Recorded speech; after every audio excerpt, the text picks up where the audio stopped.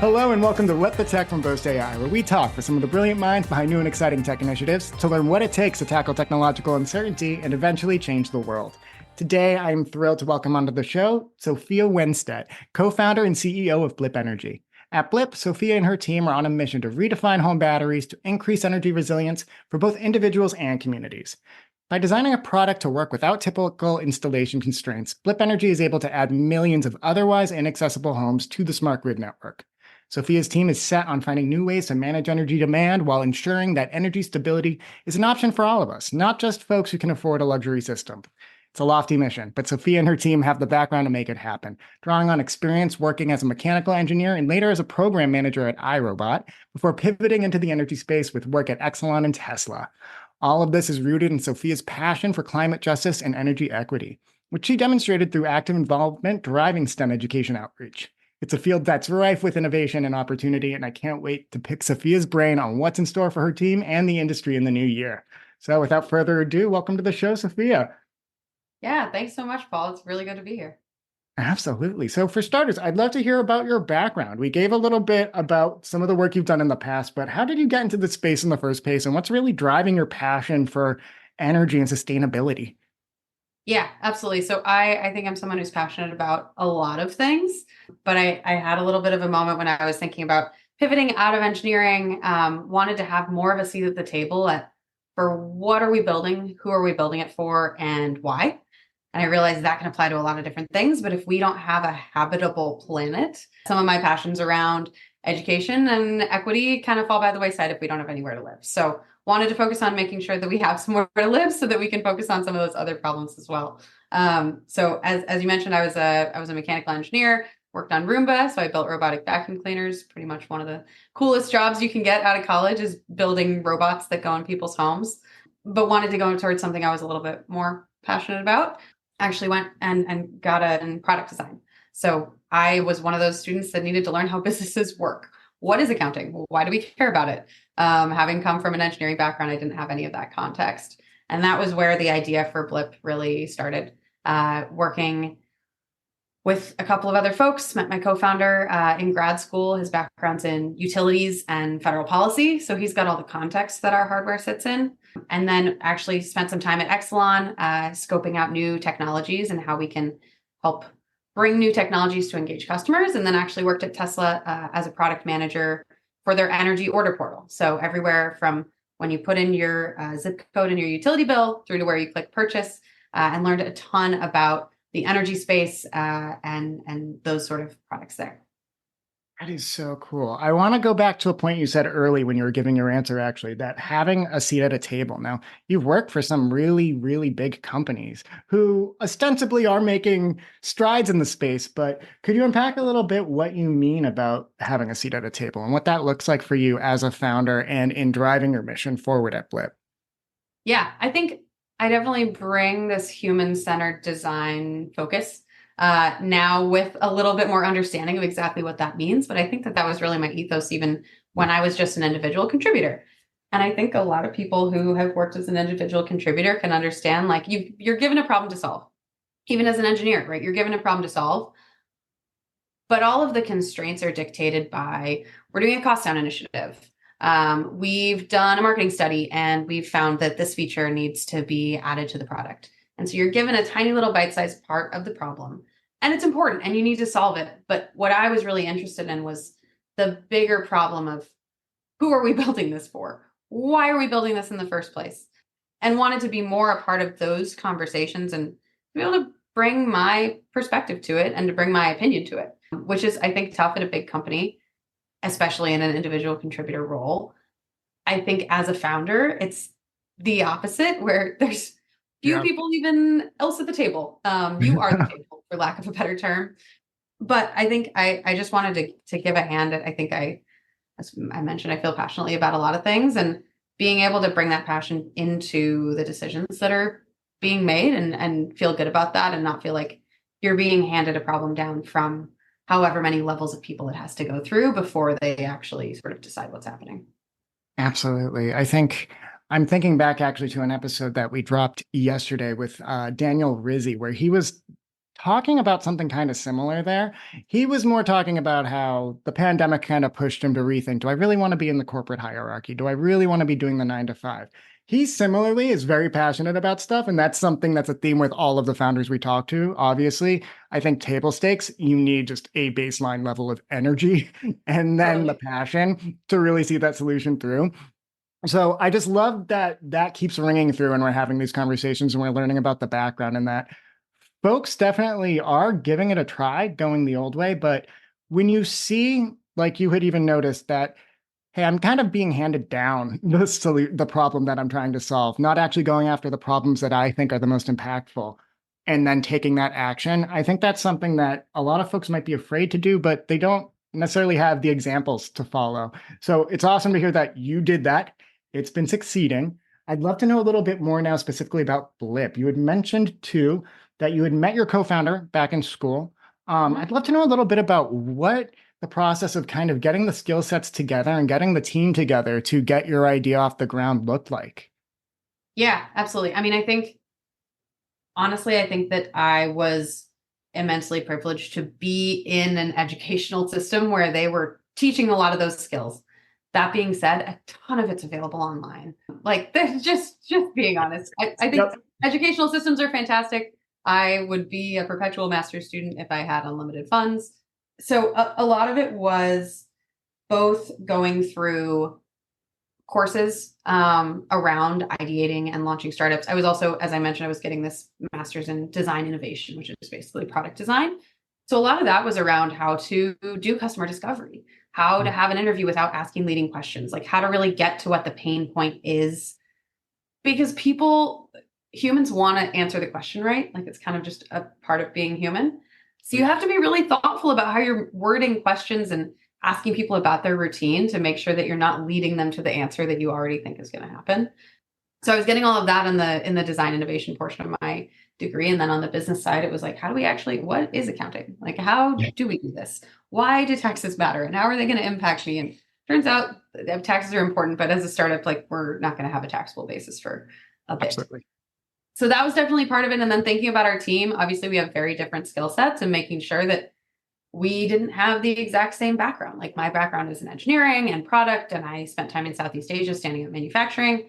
My co-founder Chance's business background is totally different. He did utility consulting. He spent a lot of time optimizing utilities. He spent time in Washington doing federal policy for General Electric. So he's got a totally different side of the house. And I think that that's one of the reasons that we've been able to build and design a product that end users and utility operators actually want and need on both sides of the house, because we can speak both languages. We also, I'll say, we went through accelerator and incubator programs. There's a lot of great programs out there. I think that taught us a lot of the nitty gritty around, like, how to run a fundraising process. And one big thing that I had to learn was, like, how to do product design and product development roadmap without the capital and the clout of a big established company. Like, doing product design as a startup is totally different than doing product design as a company that has existing manufacturing relationships, and you can just call them up and ask for a couple of prototypes. So a lot of those came through connections, mentors, incubator programs, and then just books. I love it. Yeah. And I actually, not to ding education or academia or anything like that, or the institutions in place, but I love that you made that point about so much being available online, to go way back to, in your answer. And also later on, when you mentioned too that you were in incubator programs, you've worked with accelerators, and you got that kind of community resource that I think is not something that academia offers at all, to be honest. If anything, I think there's a barrier to entry when you enter those spaces. Whereas if you do go with an accelerator that is going to also enjoy in your success, but give you access to more folks, there's just a lot you can wring dry from that. So again, not to ding academia, because it's invaluable, especially if you go to some of the best schools, but I do think that a lot of founders too, they find their way once they find those partners in the community, and they find people who are actually like in the weeds doing it and not thinking of it from a theory perspective. I think another point that you made, which was interesting, and I'm going to go back to some of the founders who we interview on the show as examples, but some founder teams, it's usually one or two or three people, but those teams can either be people who like, hey, we went to middle school together, or this is somebody who I know through high school. We've always been passionate about X cause, and together our dream has made it. I think in positions like what Blip Energy is trying to do, where you really want to make change on a global scale and you want to make change that's impactful to, I mean, again, global scale, humanity, you gotta stretch and think outside of your comfort zone, which is what you did. You had mentioned Chance, he worked in the utility sector. He had that bureaucratic experience, it sounds like, that really complemented your deep tech experience, or your experience at least, like you had said, seeing how things are manufactured and going there and understanding the processes to make the solution, him getting it to the markets necessarily that might be needed, or even the people for that. So just wanted to draw a connection there too, because I think some founders think there's just one way. And it's almost like the Shark Tank of the world. It's kind of ruined us all. We all think, hey, you've got to be founders of somebody who you are either related to or you've known for decades. And then you got to go the VC route and you got to hand over equity, and just that is not the roadmap for most, or at least many founders. So I'd love to talk a little bit more too. You had started digging into the product design and kind of the differences between doing that in the startup space and then doing that when you have that corporate backing. I'd love to know more about some of that unique R&D that goes into what you guys are doing over at Blip. And if you could just tell me about some of the cool innovations you guys are working on. Obviously, we don't want to sell the secret sauce here on the show, but anything in that realm, I'd love to dig in. Yeah, absolutely. So one of the things that we are doing right now is actually gathering data in the field to continue to train our backend algorithm. So one thing that separates us from a battery that you might pick up at Home Depot is that we have taken all of the decision burden off of the household. A lot of these utility programs, especially the ones where they have a variable rate plan or time, like real-time pricing, and they'll send you a text when the price goes up or whatever, but that means that you, the person, have to run around your house and turn things off. There's starting to be more and more integrations. We're actually super excited about Apple's new grid forecast feature that they rolled out. So that means that they are sort of starting to track things on the grid. Would be excited if they actually integrated more pricing and not just like whether it's a dirty or clean time, but hopefully they'll get there, or we'll get there for them. So that's a lot of what we're doing in the background, is actually tracking what the utility price is, what the load is connected to the battery, and then predicting out to be able to save households the most money and to be able to respond to real-time grid signals and make the most impact there.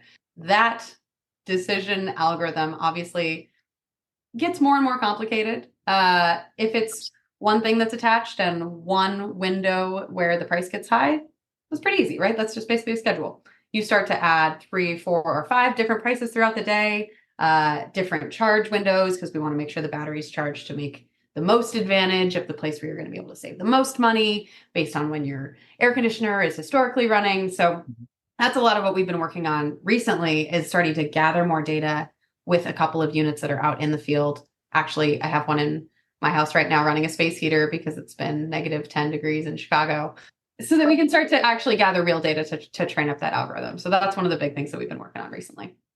That's awesome. It's actually funny. I turned off my space heater right before we had this call. I'm based in Boston, as listeners would know, and you're based in Chicago. It is so cold here. And I was like, I'm going to be talking about energy efficiency. I just adjusted our Nest thermostat, and then I turned on a space heater. What am I doing?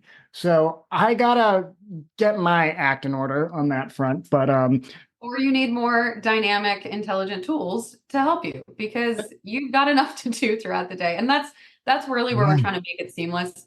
You have to make it easy for people to participate in the smart grid. You can't be turning off their air conditioner. You can't be sending them a text and asking them to walk around their house and turn things off. Like, that's one of the things we really believe. And how we are actually connecting customers and utilities is by making it seamless as possible.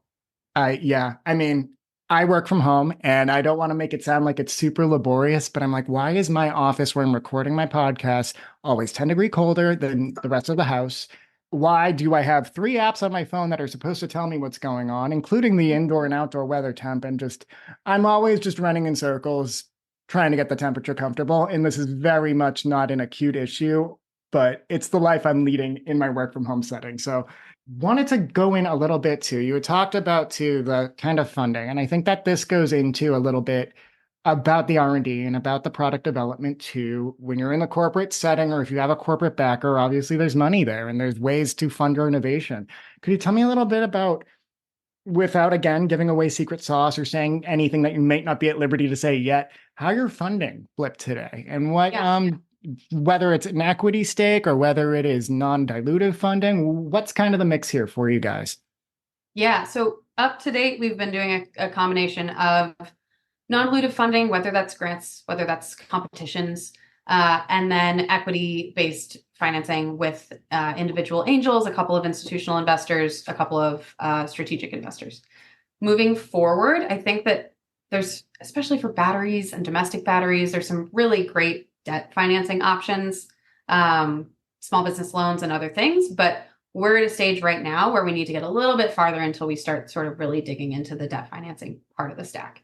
So that's what we've been doing so far. We actually, really excitingly, were selected for a grant from the Department of Energy. Yeah, that's how we felt. So it's a $1.1 million grant. It's a 3-year project term. We're going to be working with another startup and with Argonne National Labs on, and it's the title of the subtopic is exactly what we're doing, which is accelerating the accessible deployment of energy storage. So being able to have a grant like that, both for just the endorsement from the DOE that they think that what we're doing is also a good idea, and obviously the funding has been huge for us. But venture, I think for our stage it's a part of it. We can't only work off of grant funding, and we've got some really great angels that are in the space that have been really great advisors for us as well. For sure. Absolutely. Congrats, first off. Like you had said, that funding, the dollar sign on its own is nothing to sneeze at. Wow. So happy for you guys. But I just think that bona fide is so valuable. Getting the DOE's kind of validation for you. Oh my God. Yeah. I mean, you guys are going to be very, very busy as you embark on further funding rounds, just having that kind of badge of honor with you, because it's not something given out lightly and it's a priority. I mean, check out the Boast blog. We write about it often, but the government really, really, really does want to support this kind of innovation. It is a top priority for them. So ignore what you might hear in the news. It's not something that is being taken lightly or ignored. So this is fantastic. And I'm very glad that you guys are able to dive in on that.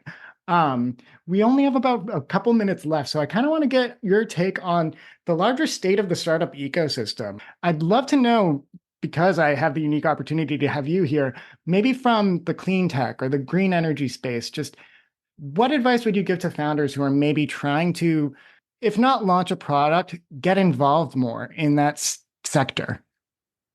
Yeah, absolutely. I mean, I will be a little bit cliche and say, like, all jobs are climate jobs if you're thinking about it in a certain way. Obviously not entirely true, but I think that there is an ability to make a lot of impact in whatever role you're in, especially even if you're working in HR. Make sustainability goals part of everyone's end of year review. If you're working in operations, like, there may be something that you can do that can help that company be a little bit more sustainable. That's going to have a lot more impact than doing something else. So I think just my quick plug for, like, we all have to pull for this, and that's startups and established companies together. And, like, any job can be a climate job if you're passionate enough about it and you have buy-in from your managers and all of those other things. It gets complicated. I think for folks that are looking to get more involved in the startup ecosystem, I mean, there's Climate Connect is sort of a nationwide, it's in various cities and states as an organization, but there's a Chicago Climate Connect, and it's been a great mix of later career professionals, startup founders, people just out of college that are looking for just to network. And that's been a really cool, just like diverse pool of people to get to know. I think too, in terms of, like, what advice would I give people that are looking to get involved? It's touching every aspect of our economy. Right. So if you can leverage what you already know and where your expertise already lies, that can be a really good jumping off point. Before I started Blip, I was like, I don't want to make consumer electronics anymore. I want to do something important. And then turns out my brain solved the problem with the way that I know how to solve the problem, which is making consumer electronics. But we've been able to design something that's going to be really impactful. So you don't have to, like, totally change everything about what you're working on or what your background is. See if there's something that's aligned with what you already are really good at, and how can you leverage your existing knowledge base? And I think that that can be a really good jumping off point for people. I love that. I'm going to repeat after you. Leverage your existing knowledge base. Your skills are your skills.